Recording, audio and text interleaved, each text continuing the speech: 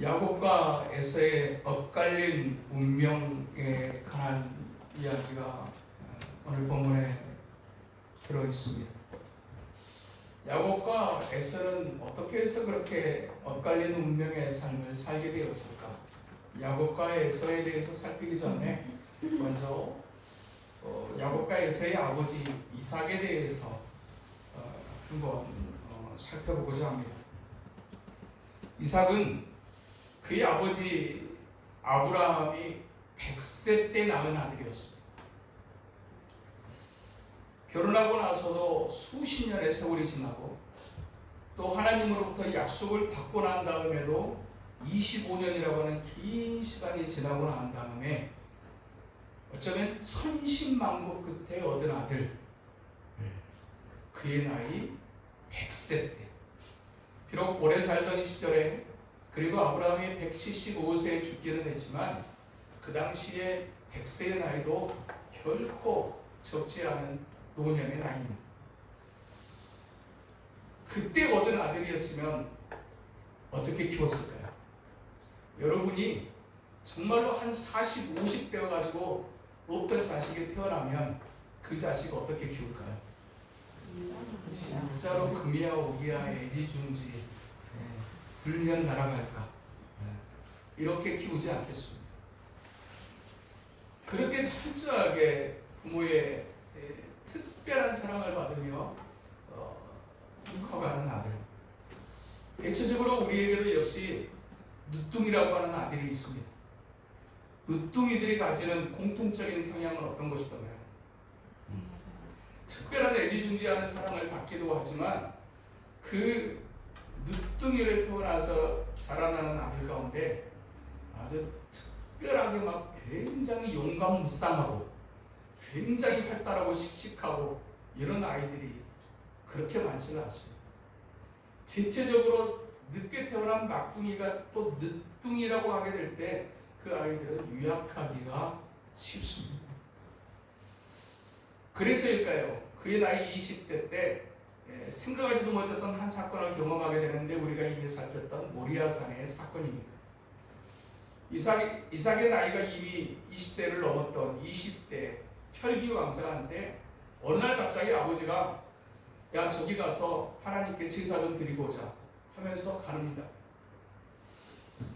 20세가 넘은 나이니까 모든 것의 상황을 파악할 수 있는 지감력이 충분하고 있고 그런 상황 속에서 제사를 지내러 가는데 아버지가 늘 제사를 드렸었는데 오늘따라 멀리 가서 한 산에 가서 제사를 드리자고 하는데 이전에도 아버지가 하나님 앞에 제사를 드리는 것을 이미 보았을 이상 그런데 오늘따라 가는데 하나님 앞에 항상 제사를 드릴 때마다 제물을 바치고 그렇게 제물을 드리면서 하나님 앞에 예비하던 그 아버지 아브라함이 오늘은 그렇게 특별한 제사를 드리러 가는 것 같은데 제물이 안 보입니다.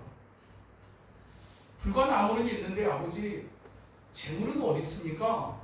라고 그렇게 묻자 하나님께서 이제 아브라함이 이삭에게 그렇게 말합니다. 하나님이 준비하실 거야. 그냥 아버지가 그렇게 말씀하시니까 또 아버지의 무슨 생각이 있으신가 보다 하고 그냥 그렇게 모리아산을 함께 따라갔습니다. 그리고 모리아산의 한 장소에 이르자 아버지가 갑자기 이삭을 묻기 시작합니다. 그렇게 하고 그 이삭을 20대 청년의 이삭을 한 제단에다가 단에다가 딱 얹어 놓습니다. 여기까지 상황만 해도 이삭은 굉장히 적지 않게 놀랐을 것이고 아버지가 자기를 꽁꽁 묶으려고 할 때 이삭은 심상치 않음을 느꼈을까요? 안 느꼈을까요? 느꼈죠.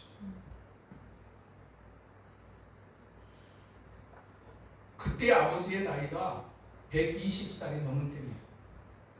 힘으로 치자면 게임이 안 되는 상황입니다. 아버지가 왜 나를 묶지? 그랬는데 더 기가 막힐 것은 딱 여기 누워라. 누웠는지 눕혔을지를 모르겠어요. 그런데 거기다가 갑자기 아버지가 칼을 딱 듭니다. 여러분이 이삭이라면 어떻게 하시겠습니까? 거기 그대로 있겠습니까? 피하겠습니까? 일단 피하고 보지 않겠습니까? 근데 이삭이 움직이지 않습니다. 또 한 가지 사건을 볼 수 있는 이삭의 면면, 다음 장 26장에 가게 되게 되면 이삭이 갑자기 농사를 짓게 되는데 흉년이 찾아옵니다. 양을 치고 농사를 지어야 되는 이삭의 입장에서 갑자기 흉년이 찾아와서 비가 내리질 않아요. 어떻게 해야 될까요? 이 상황을 피해야 되겠다는 생각을 하는 거예요. 그리고 애굽으로 넘어가는 과정 속에서 그랄 땅에 딱 머물렀을 때 하나님께서 수독을 시킵니다. 그래서 이제 그랄 땅에 딱 머물러 우선 하나님께서 수독하시니까 그냥 머물렀어요.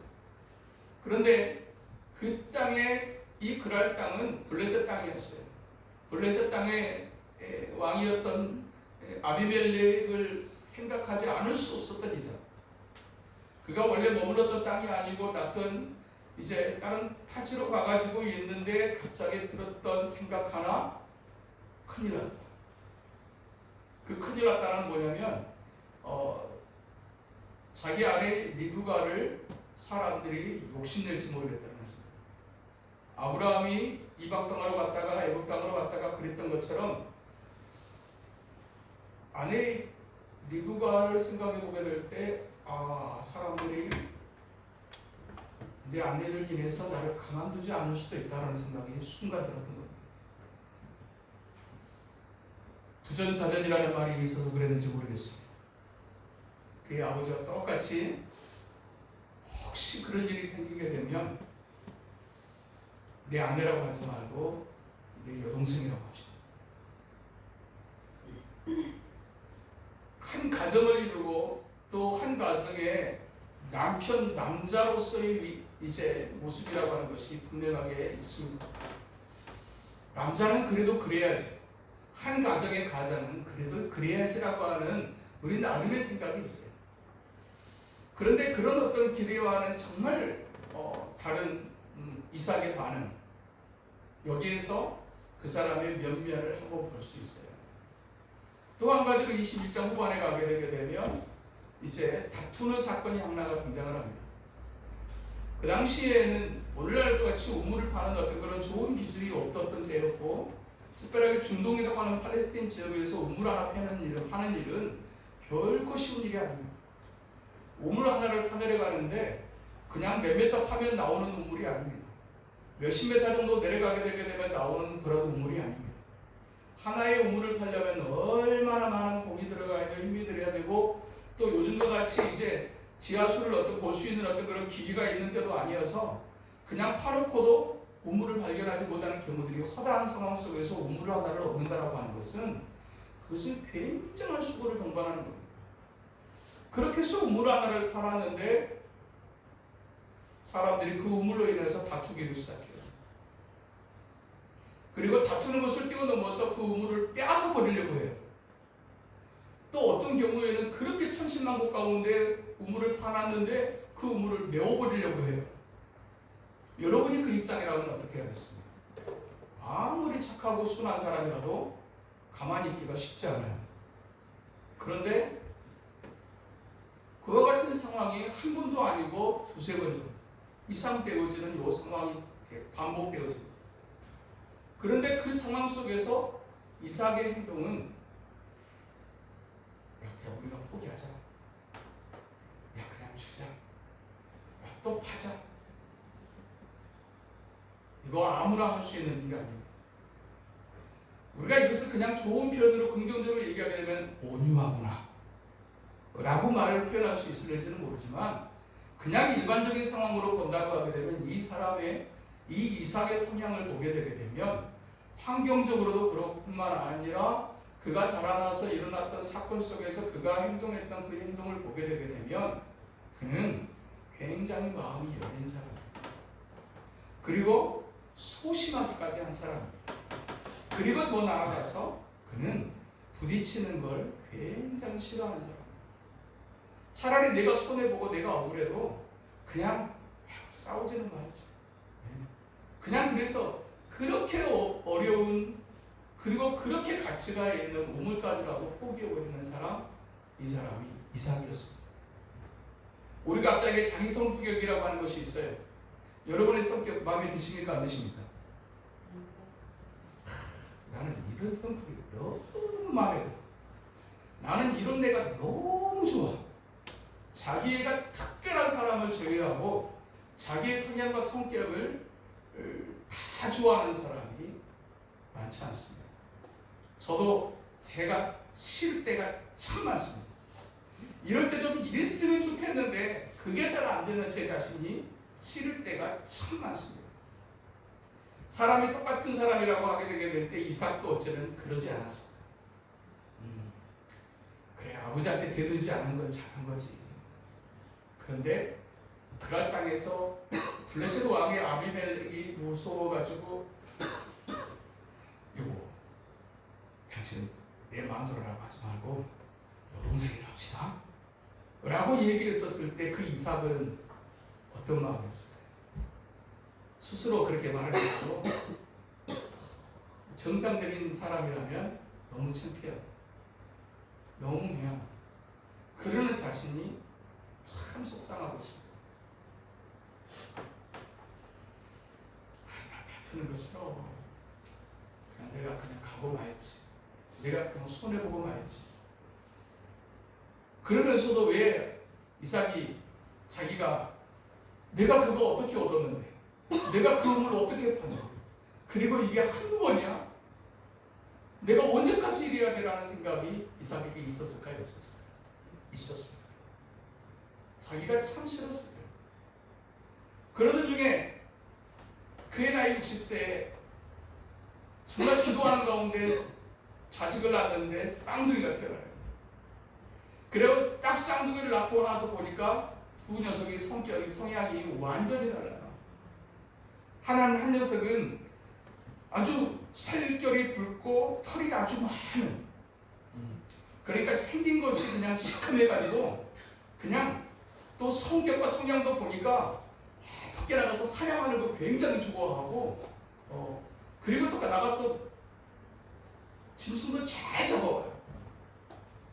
네, 잘 잡아와요.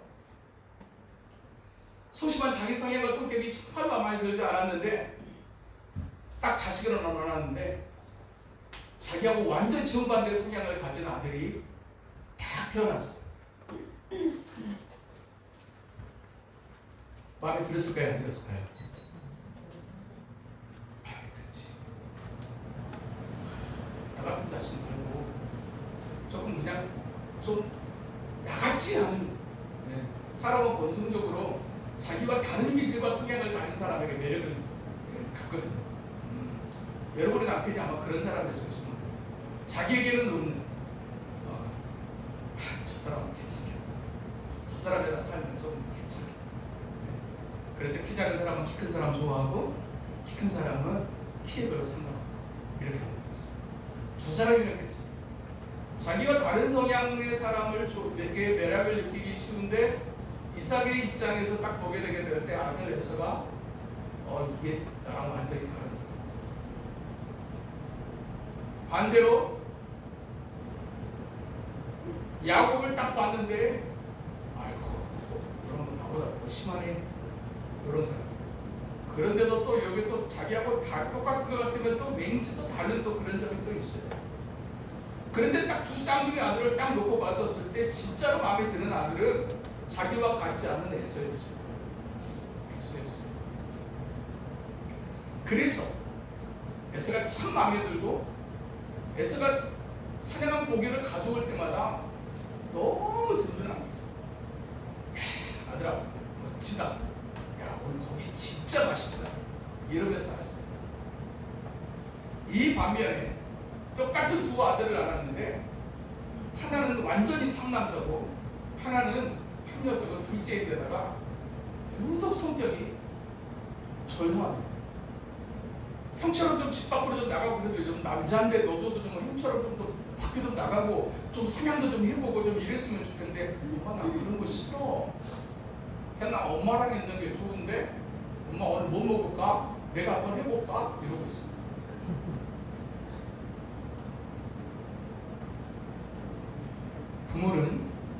특히 엄마는 똑같은 두 자식이 있다고 하게 될 때 어떤 자식에게 마음이 더 끌리냐면 약한 자식.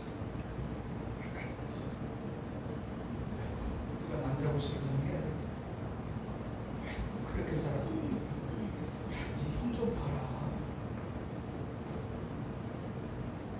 엄마는 약한 자식을 향해서 마음을 쏠릴 수 없어요.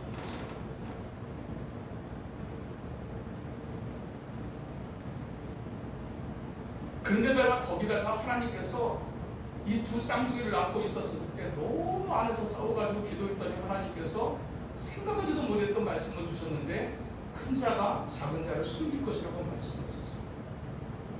그러니까 겉으로 보게 되게 되면 진짜로 괜찮은 아들은 에서이고 정말로 이렇게 보는 아이들은 야곱인데 하나님의 약속이 큰 자가 작은 자를 섬기겠다라고는 이해할 수 없는 하나님의 말씀을 드렸어요.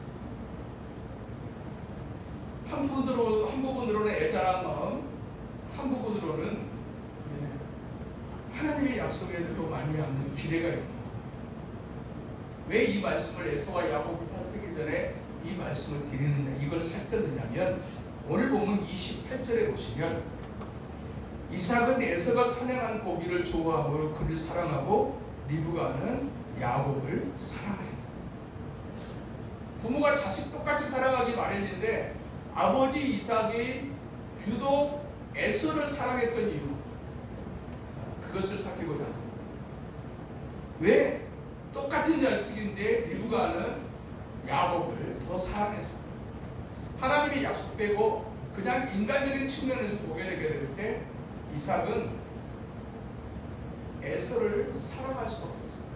물론 하나님의 예언이 있는 것을 리브가가 들었고 그것을 남편 이삭에게 얘기를 했어서 듣고 알고는 있지만 이삭의 입장에서 보게 될 때 아무리 두 아들 가운데 생각을 해봐도 우리 집에 대를 이어갈, 기업을 이어갈 장남은 그 역할을 할 사람은 누구라는 생각이 들까요?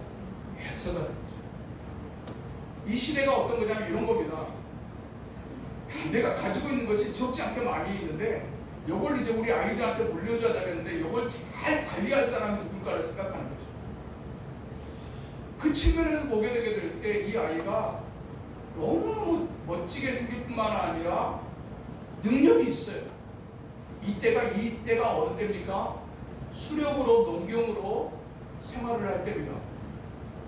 그러니까 요즘으로 시대로 말하게 되면 사냥한 고기를 좋아한다는 이 표현은 우리 표현으로 얘기하면 시험만 보고 나오면 1등짜리 성적으로 가져오는 아이. 의대 지원 안 해도 돼.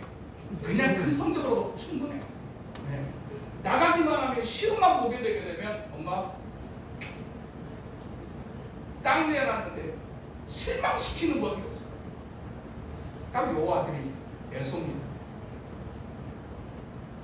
근데 집 밖으로 나가지 말고 이러고 있어. 시험을 보게 되면 시험에 들어가고 와. 이런 자식을 두었던 그 부모, 왜 이삭이 에서를 사랑할 수밖에 없었는지, 왜 리브가는 이 야곱을 싸고둘 수밖에 없었는지, 여기서 받아야 될 교훈은 눈에 보이는 것을 따라갈 것인가, 아니면 눈에 보이지 않는 것을 따라갈 것인가. 눈에 보이는 것을 집중하는 삶을 살아갈 것인가, 아니면 눈에 보이지 않는 영적인 것을 소중하게 여기며 살아갈 것인가. 이 말을 갖고 말하면 우리가 이미 알고 있는 성경의 지식으로 사랑하는 자여 내 영혼이 먼저 잘 되어야 된다. 너희는 먼저 그의 나라와 그의 의를 구해야 된다 라고 하는 이 가르침에 대하여 모르는 사람은 없습니다. 그 측면으로 보게 되게 될 때 세상도 살아야 되는데 무엇을 더 중요하게 여기며 살아갈 것인가. 당장 1등인 성적표인가, 아니면 신실한 신앙인가. 어디다가 초점을 맞추며 나가야 될 것인가 라고 하는 것을 논리적으로 이론적으로 정리하는 것은 어렵지 않습니다. 그런데 그냥 우리 아들이 시험을 볼 때마다 1등 성적표를 받아오는 것과 엄마 나 어제도 큐티 일주일 동안 정말 잘했고요. 그리고 또 교회에서 한다는 수련회도 정말 좋았고요. 엄마 근데 교회에서 40일 새벽 기도를 한대요. 안 빠지고 싶어요. 전자의 아들과 후자의 아들 어떤 아들이 더 마음에 들어요?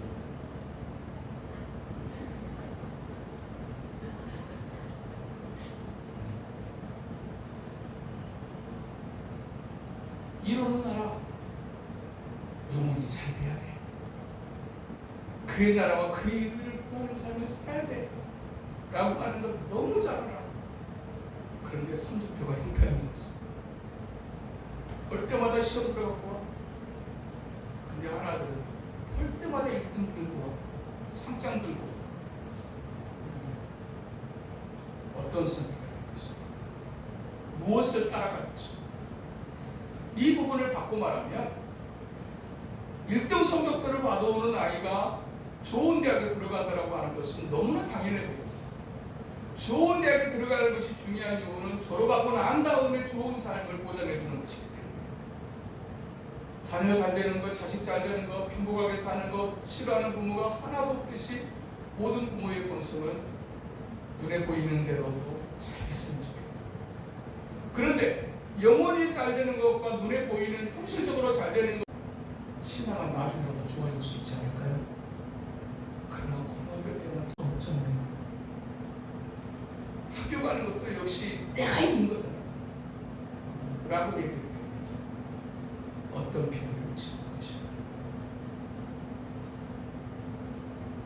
이 상황 속에서 두 아들 에서와 야곱의 운명이 엇갈리는 것을 성경은 말씀합니다.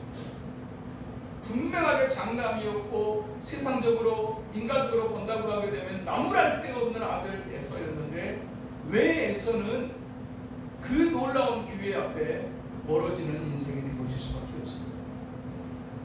둘째 아들이었던 야곱은 인간적인 측면으로 본다면 한없이 유약하고 조용하고 그런데도 또 굉장히 또 속이는 어떤 그런 기질까지 있는 인간적인 측면에서 보게 되게 될 때 가망이 없어 보이는.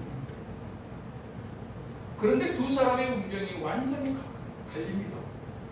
사람들은 자꾸만 하나님께서 그렇게 정하신 거 아니냐고 얘기하는데 자꾸 신본주의가 이상한 건 이유는 너무 모든 것에 관한 이유를 거기다가 초점을 맞추는 데 있어요.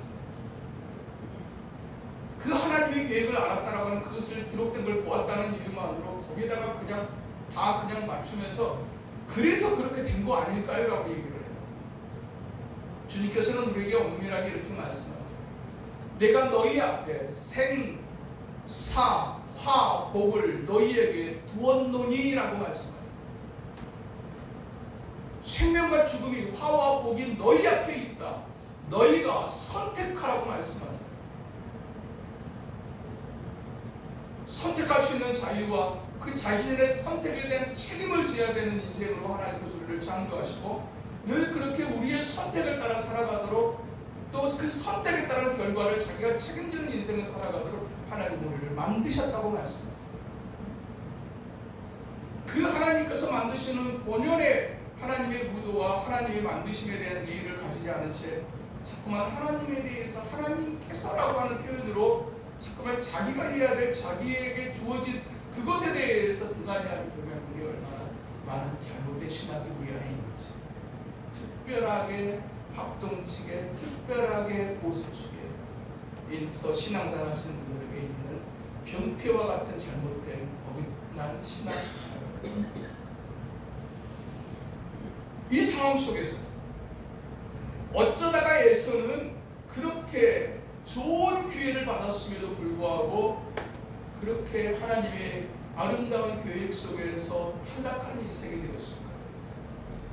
에서의 불신앙을 들여다볼 수 있는 하나의 장면을 오늘 본문은 기록해 줍니다. 일명 탑죽 사건이라고 말합니다. 이 에서가 밖에서 열심히 사냥을 하다가 돌아오는데 기진맥진하여 돌아옵니다.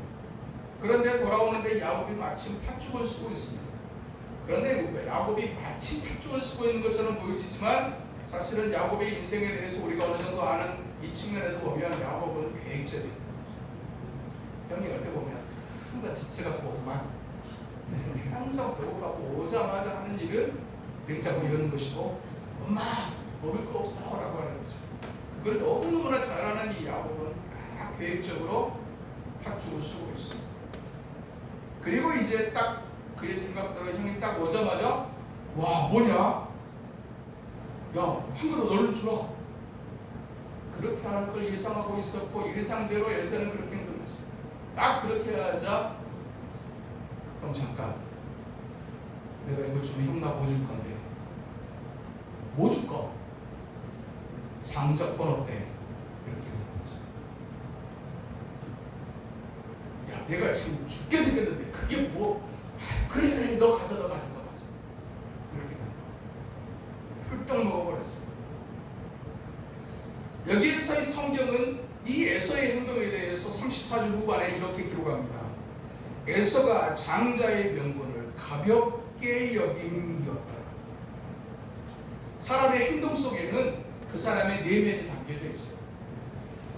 그 사람 하나가 그냥 이 에서가 그냥 단순하게 지금 배가 고픈데 배가 고파서 그랬어요 라고 이렇게 말하고 배가 고프니까 말도 안 되는 얘기하는 것 같은 동생 야야 장자권 네 가져 너 가져 야 내가 지금 당장 죽게 생겼는데 라고 했던 그 행동 하나 속에 담겨져 있던 그 내면이 무엇이었는가를 오늘 본문을 기록하는데 가볍게 여김이었다. 여기서 가볍게 여기다라는 이 단어의 뜻을 이 단어를 히브리어 성경에서는 바자라고 하는 단어로 기록하고 있어요. 이 바자라고 하는 단어의 뜻이 뭐냐면 업신여기다 경멸하다라는 뜻입니다.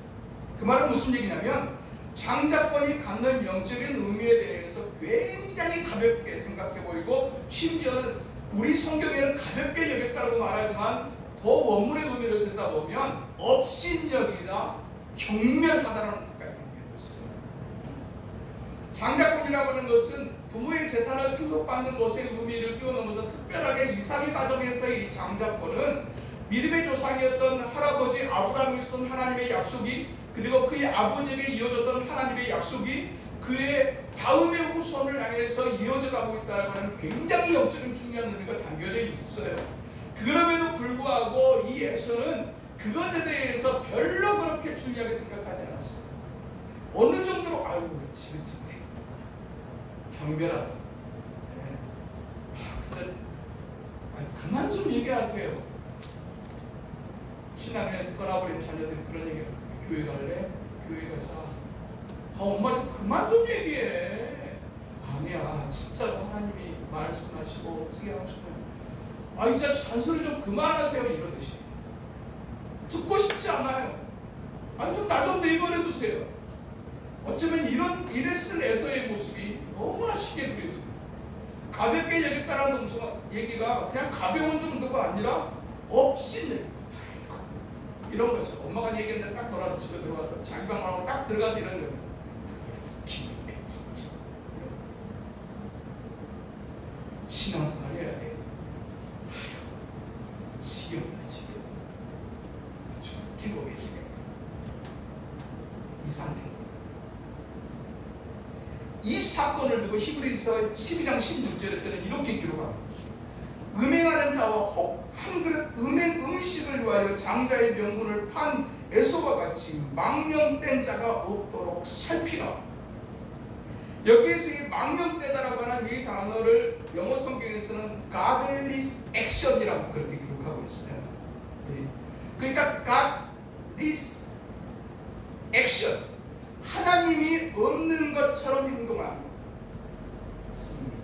하나님을 무시한 이런 뜻입니다. 그러니까 이 에서의 행동은 단순하게 배고파서의 문제가 배고픔의 문제를 뛰어넘어서 그에게 있어서 하나님은 없었어요. 하나님이 느껴지지도 않았고 알고 싶지도 않았어요. 그러니까 하나님이 없는 사람들처럼 행동했던 그 행동을 히브리서에서는 망령된 자라고 그렇게 표현하고 있습니다.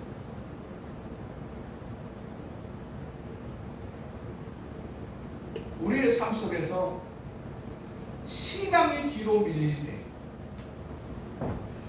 하나님이 뒤로 밀리게 될 때 어떤 일이 일어날 수 있게 되는 거예요.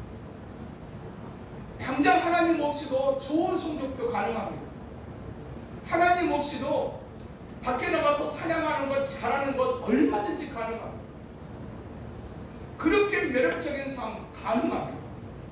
그러나 에서의 인생을 통해서 우리에게 보여주는 중요한 한 가지, 우리의 삶 속에서 하나님이 뒤로 밀릴 때, 신앙이 뒤로 밀려지게 되게 될 때 어떤 인생을 살아가게 됩니다.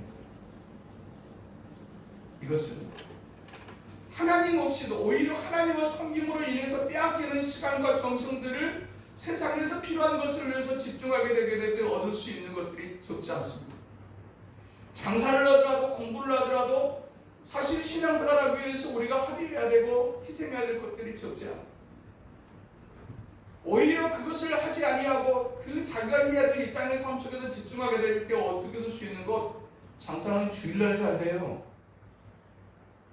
친구들 다 공부하는데 주일날 비워놓고 예배 드리고 있으면 그 친구들은 그 시간에 얼마나 열심히 공부를 하는데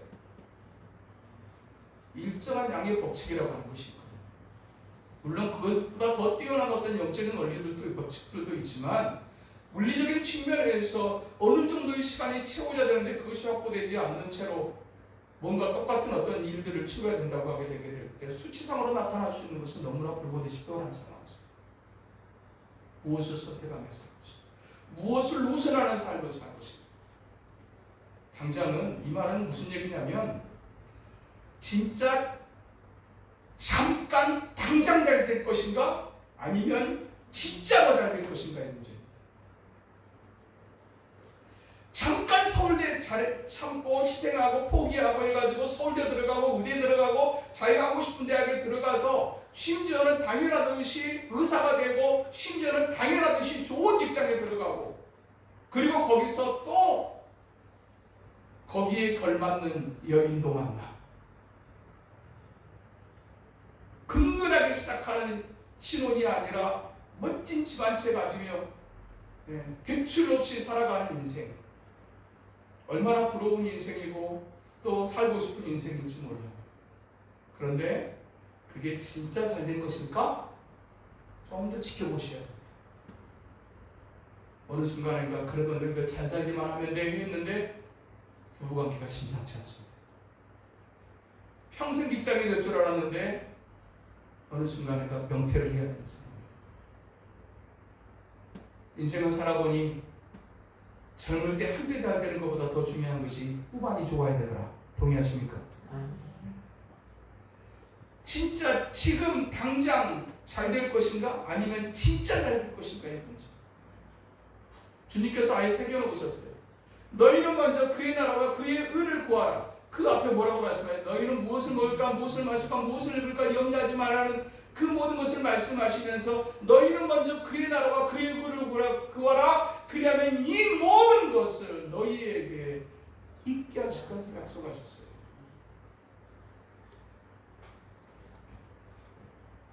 하나님께서 중요하게 여기시는 것을 중요하게 여기는 인생이 되어야 복 있는 인생입니다. 할렐루야. 아멘.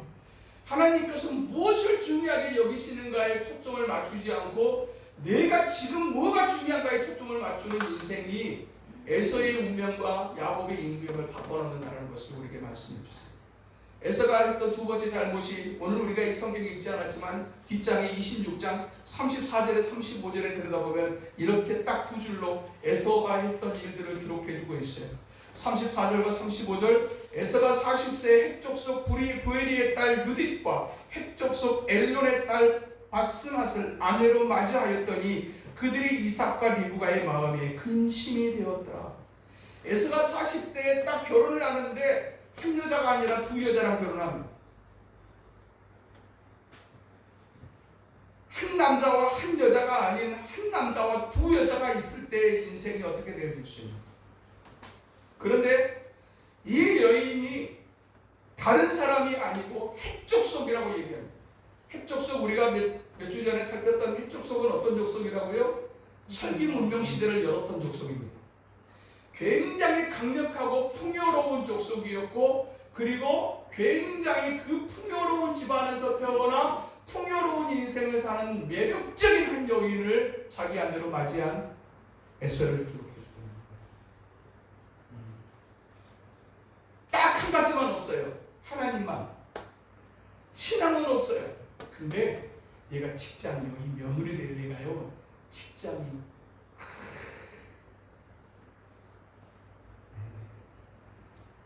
엄마는 항상 아들 편이다. 엄마는 항상 아들의 편함을, 행복함을 생각합니다. 그 측면에서 봤었을 때 아들 혼자 고생하는 것보다 며느리가 함께 고생하는 것이 더 좋아 보이고, 네? 네. 거기다가 예쁘기까지 해요. 혼수도 보니까 만만치 않게 들어가지고 온대요. 근데 엄마 신앙생활은 안 해. 그런데 그런 여자를 하나가 아니라 둘이나 데리고 결혼을 해요. 그런데 우리가 주목해야 될 것은 그 다음에 있는 그들이 이삭과 리브가의 마음에 근심이 돼요. 딱 봐도 이삭과 리브가의 입장에서 보게 될 때 다 좋은데 그게 걸려요.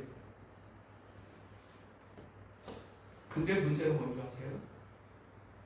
이 상황에 대해서 리브가와 이삭이 말을 못해요. 야, 그건 아니야! 그건 아니야! 이렇게 가야 될 것 같은데 그 말을 못해요. 속으로는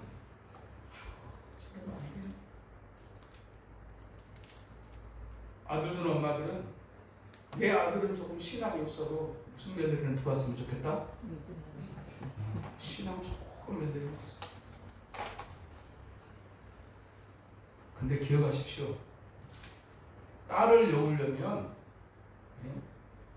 어떤 녀석이 어떤 신랑이 올까를 기대하기 전에 자기 딸을 먼저 봐야 된다. 좋은 며느리 생각하기 전에 자기 아들을 먼저 봐야 된다.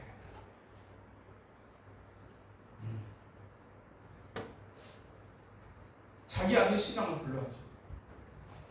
근데 며느리는 신앙이 좋았으면 좋겠어요. 그 가정 행복할까요? 불행할까요?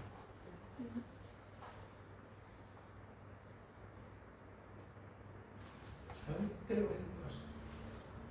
백마탄 왕자요. 오면 행복할 것 같죠? 나는 그냥 월세로 살고 있는데 빌딩 3개에 있는 남자가 결혼을 하게 되게 되면 그 여자는 인생이 확 바뀌는 것이 될 것 같지만 그 안에 있는 그 아픔, 그 서러움, 그 무시당함 겪어보지 않는 사람은 늘 긴장할 수밖에 없고 늘 주눅이 들 수밖에 없고 시어머니가 밥 먹자 했는데 편하지를 않고